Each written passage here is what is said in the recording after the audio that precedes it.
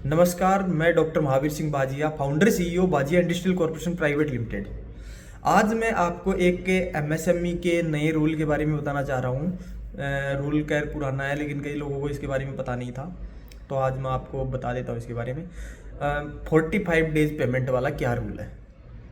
Rule ये है कि सबसे पहले तो इसमें ना एमएसएमई में जो 45 डेज वाला रूल जो किस पे लागू है और कौन कौन इसके बेनिफिट्स ले सकता है। इसका मैन्युफैक्चरर या सर्विस प्रोवाइडर है, ये दो ही इसका मेनली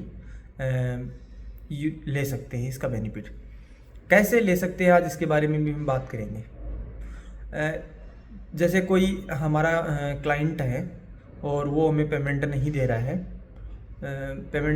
है और 45 दिन से, या हमारा क्राइटेरिया हमने जो लिखा हुआ है बिल के नीचे या मेंशन की हुई है शर्त, उसके अनुसार 45 दिन से ज़्यादा हो गया है, तो हम उस पर ये रूल लागू कर सकते हैं। उससे पेमेंट कैसे आएगा। पेमेंट आएगा जैसे मैं एक मेरा ही एग्जांपल ले लेता हूँ। एक पार्टी है,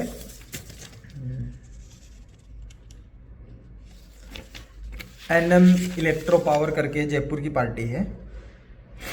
एनएम इलेक्ट्रो पावर सिस्टम है। उसने हमें जो है हमारा एक कुछ अमाउंट था, तो उन्होंने पेमेंट हमें दिया नहीं, ना नुकुर करने लग गए। उनके पास में कोई वैलिड रीजन नहीं है, तो हमने इसको एमएसएमई के अंतर्गत डाल दिया। डालने पर क्या होता है, यदि उनको एक नोटिस जाता है एमएसएमई की तरफ से कि जो है आपका पेमेंट जो है 45 डेज लेट हो चुका है, आप इनको जल्दी से पेमेंट कर दो। यदि वो नहीं देते हैं, उस नोटिस के बाद में भी नहीं देते हैं, तो उस पर पेनल्टी लगाई जाती है। जैसे एग्जाम्पल 100 रुपये हमारा बाकी है, तो 100 रुपये में हमने जो इंटरेस्ट तय कर रखा है कि 15% इंटरेस्ट लगेगा, 16% इंटरेस्ट लगेगा, तो वो लगेगा। लगने के बाद में जितने दिन वो लेट कर रहा है उस 15% पे भी 15% लगेगा। लास्ट में भी वो नहीं देता है तो केस चलता रहता है।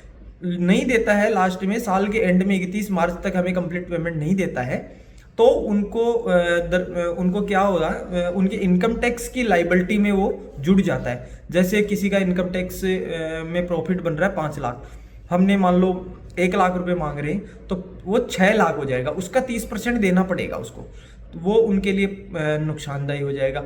आखिरकार लास्ट में जो है उनको हार थक हार के पेमेंट देना ही पड़ेगा।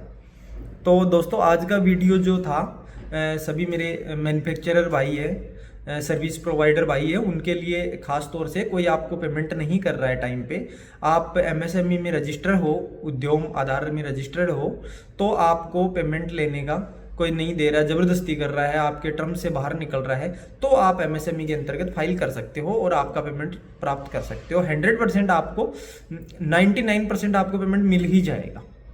धन्यवाद दोस्तों, आप हमारे चैनल पे बने रहें और ऐसे इन्फॉर्मेटिव वीडियो देखने के लिए आप हमारे चैनल को सब्सक्राइब कर सकते हो। धन्यवाद।